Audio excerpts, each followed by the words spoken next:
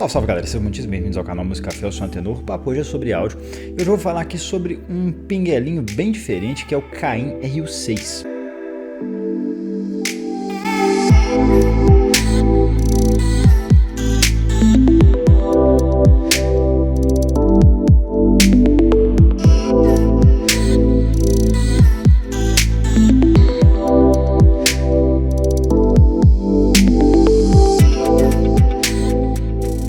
Já agradeço aqui ao Guilherme, que é apoiador do canal e me mandou esse equipamento aqui para review e não pediu para falar nada e nem quis tendenciar esse review em nenhum sentido. E ele tem uma lojinha bem interessante que ele normalmente traz alguns produtos muito legais, vou deixar o link aqui embaixo também para quem tiver interesse, só entrar em contato com ele lá que tem bastante coisa massa. E também para quem estiver curtindo o trabalho, deixa o convite para o meu programa de apoiadores, vou deixar o link aqui embaixo. Essas contribuições têm ajudado imensamente a continuidade do trabalho aqui no canal. E agora em maio eu vou sortear esse Cial de UMI Midnight que está aqui atrás de mim para os apoiadores ouro do canal, e aí quem tiver lá na base de apoiadores no dia do sorteio vai estar concorrendo. Para quem não conhece a Cain, ela é chinesa e é uma marca bem tradicional na China, ela existe desde 93 e ela é um pouco diferente dessas marcas chinesas que a gente está habituado porque ela traz produtos um pouco diferentes, ela tem uma pegada mais premium mesmo, os preços também são premium e ela não tem essa linha tão objetivista assim de algumas marcas tipo Top, SMSL, eles tentam trazer umas coisas diferentes ali. Tem, por exemplo, o RU6 que traz um tipo de DAC diferente, que é o R2R, que eu vou explicar. Eles trazem, por exemplo, alguns amplificadores de tubo muito interessantes, com uma topologia interessante, que é diferente do que se encontra no mercado convencional de amplificadores, né? Traz uns DACs um pouquinho diferentes também, e uns DAPs muito interessantes, tipo o N3 Pro, que eu já avaliei aqui no canal, que tem a opção ali de um circuito de tubos, ele tem um amplificador mesmo estado sólido, um pouquinho colorido ali, que também é interessante para muitos casos. Então eles não têm muito essa linha tonal objetivista, que muita gente não gosta, que acha frio, acha meio morto. Eles trazem ali um certo colorido que para muita gente é muito interessante. E eles têm uma gama de produtos bem vasta, desde áudio doméstico, amplificadores integrados, amplificadores de potência, DACs, tem até caixinha bookshelf, mas acho que é um modelo ou dois só. Tem também alguns fones de ouvido, mas que não fizeram sucesso nenhum. E tem uns DAPs muito interessantes, inclusive um que está aí na boca do povo, que é o N8 II, que é um DAP de $3.500, bastante caro. Compete ali pau a pau com o Sony Z1, que também custa nessa faixa. Então é uma baita responsabilidade competir com um DAP desse nível. Eles têm também o famoso Cain C9, que é um amplificador para fone de ouvidos muito high-end, custa $2.000. E ele traz uma pancada ali de opção, tem a opção de tubos, tem a opção de estado sólido, ele tem um monte de controles interessantes ali. Então realmente eles trazem equipamentos que são um pouquinho diferentes do convencional. O RU6 ele custa ali na casa de $250, ele é um dongle USB, ou seja, ele é um dispositivo USB que vai acrescentar uma função ali no seu dispositivo principal, seja celular, notebook ou o que seja. E ele é um DAC e amplificador de fones de ouvido USB, o famoso pinguelo. E ele traz ali duas saídas analógicas, uma de 4.4 Pentacom balanceada e uma de 3,5 mm que não é balanceada. E ele é interessante porque ele, em vez de trazer esses DACs Delta Sigma convencionais que a gente vê no mercado aí mais baratinhos, ele traz uma implementação de um DAC do tipo R2R. Para quem não sabe o que é um DAC R2R, eu fiz um vídeo explicando mais ou menos como é que funciona. Vou deixar o link aqui em cima para quem tiver curiosidade e não vou entrar nisso aqui para esse vídeo não ficar enorme. O que eu mais gostei nele é que, como tudo na Cain, ele traz uma construção ali realmente de alto padrão. Você vê que é muito bem feito, muito bem acabado, tudo ali é muito bem pensado. Ele traz um display também que é bem interessante e traz algumas informações úteis ali, né, e alguns comandos ali, tem um funcionamento bem intuitivo, isso eu também gostei muito. E a sonoridade dele é diferente do convencional, não é aquele tanto de pinguelo que você tem aí de diversas marcas que trazem mais ou menos a mesma coisa, tudo ali que você escutar é mais ou menos a mesma coisa. Esse, ele traz uma sonoridade diferente, o que pode ser bom em alguns casos, mas eu sei que tem gente que não vai gostar muito porque ele colore um pouco o som. E o que eu menos gostei é que ele é um pouco grande para um dongle, então você tem aqueles pinguelinhos super pequenininhos, compactos aí que você pode usar andando com o celular no bolso e tal. Esse não dá muito não, ele é bem grande, não tem um formato ali muito anatômico, então talvez seja um dongle para você usar em casa ali sentado na mesa. Ele tem um consumo de bateria acima da média, o que para celulares com pouca bateria pode não ser muito interessante, ele consome bem mais do que praticamente todos os dongles que eu já testei aqui. Ele poderia ter trazido um controle de reprodução, já que ele tem os botõezinhos ali integrados. Eu acho que um controle de reprodução, tipo um play pause, um passar faixa, seria interessante ter integrado ali no corpo, mas ele não traz nada disso. E o menu, naquela telinha dele, quando você entra no menu, ele não tem nenhum botão para sair. Então toda vez que você entra no menu, você tem que esperar ali uns 5 segundos para ele sair sozinho e você poder controlar volume ou qualquer coisa do tipo. Isso aí eu acho que achei meio mais ou menos. Vamos então falar da caixa, da qualidade construtiva do Cain RU6. Ele vem nessa caixinha encartonado bem bonitinho. Aqui dentro a gente tem um envelopinho com o manual dele, né? Nem vale a pena parar para olhar aqui. E curiosamente tem uns adesivinhos aqui de Hi-Res Audio. Ele vem aqui muito bem guardado. E a gente tem aqui um cabinho USB-C para USB-C e um adaptador USB-C para USB-A. O RU6 é super bem feito, ele tem esse chassi todo em alumínio e tem um acabamento, uma finalização muito boa, não tem rebarba, sabe? Não tem nada, é muito bem acabado. Realmente a construção dele é toda premium. Esse vidro parece vidro temperado, realmente tem uma textura muito bonita, então é um acabamento premium. E ele tem aqui duas saídas, uma balanceada de 4.4 mm e uma não balanceada de 3.5. E como entrada, a gente tem aqui somente essa USB-C. A gente tem três botõezinhos aqui, um para alterar o volume e navegar em alguns menus, e esse de mode aqui para você entrar no menu e fazer algumas coisinhas aqui nele que eu vou mostrar já já. Como especificações técnicas dele, ele traz um circuito DAC que é tipo R2R, discreto. Ele consegue decodificar arquivos até PCM 32 bits por 384 kHz e DSD até 256, o que é muito bom e abarca aí a ampla maioria dos formatos que tem no mercado hoje em dia. Ele tem somente essa entrada USB-C, as duas saídas igual eu falei anteriormente, e como potência ele não tem tanta assim. Na single-ended ele tem somente 125 mW a 32 ohms e na de 4.4 são 230 mW a 32 ohms. Ele tem uma relação sinal-ruído de 115 dB, pesa somente 29 gramas e a única questão aqui é que ele é um pouquinho grande se você comparar com qualquer outro dongle aí menorzinho de mercado. Ele é realmente avantajado. Vou colocar do lado aqui um THX, por exemplo, aquele Onyx THX. Você vê que a parte de dongle mesmo é bem reduzida. Então ele é relativamente grande, mas para conter o circuito R2R que ele realmente precisa ter um tamanho um pouquinho maior mesmo. Bora então falar do uso dele. Para começar a usar o Cain RU6, basta conectá-lo a algum dispositivo. Eu estou aqui com o cabo USB-C plugado no meu computador, que eu vou ligá-lo só para vocês verem como que é a navegação. Então, ele é totalmente plug and play. Onde eu pluguei ele aqui, ele funcionou bem, tá vendo? Ele inicia rapidinho. Aqui ele já indica o volume, como é que está a situação de ganho, e esse OS aqui significa se ele está no modo oversampling, que é de sobreamostragem, ou NOS, que é o não oversampling. Os dois modos têm diferenças sonoras razoáveis entre eles, eu vou comentar mais tarde. Mas assim, a configuração dele normalmente é super simples, intuitiva. Plugou, ele está ligado. Aqui você controla o volume, tá? Então você vai mexendo aqui, o volume vai alterando. E só tem uma questão importante, é que ele dá uns barulhinhos quando ele passa de alguns volumes. Ele tem uma matriz de resistores aqui dentro que fazem esse ajuste de volume. E dependendo do ponto de volume que você estiver ajustando, ele dá tipo um clique. Que ele acho que troca lá dentro, ele faz um switch.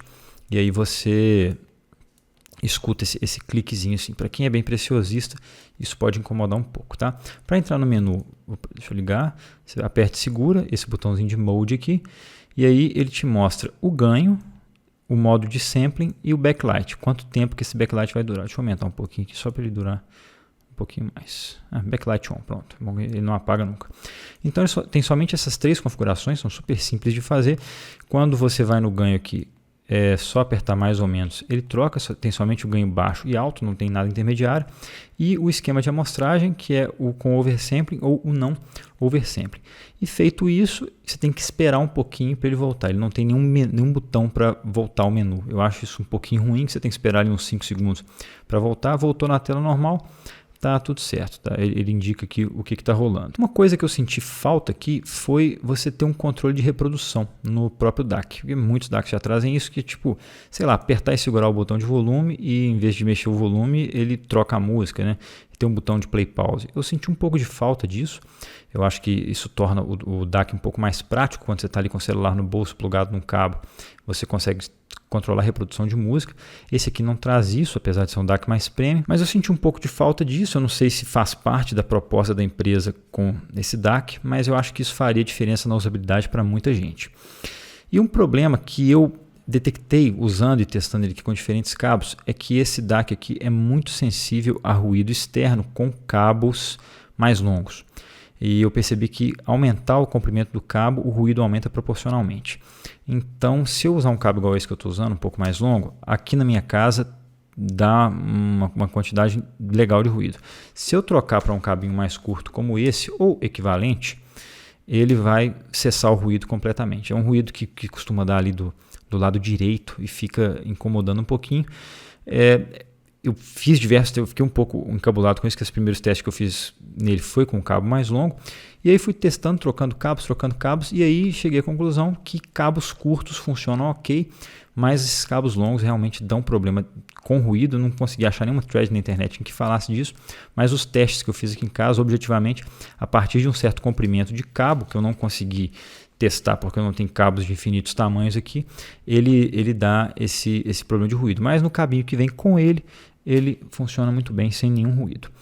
Eu fiz uma medição de consumo nele, ele é um DAC que consome mais, está razoavelmente acima da média, são 58 mAh da bateria do celular. Isso pode fazer uma diferença razoável aí na bateria do celular após algumas horas de uso, então ele é um DAC que é relativamente beberrão, isso é importante você ter em mente. E também, segundo o fabricante, é possível plugá-lo num Mac, num iPad ou mesmo num iPhone e ele vai funcionar, porém não vem com o cabo, você tem que comprar a parte e a própria Caim comercializa esse cabo. Eu fiz algumas medições aqui e na saída single-ended eu medi 2 volts RMS nos dois canais, esquerdo e direito, e na saída balanceada eu medi 4.18 volts RMS do lado direito e 4.17 no lado esquerdo, o que é muito bom. Ele tem um excepcional balanço de canais e o volume máximo dele representa uma saída de linha, o que é bom, significa que você pode usá-lo como DAC num amplificador ou em um sistema externo, eventualmente até como pré, se você quiser, né?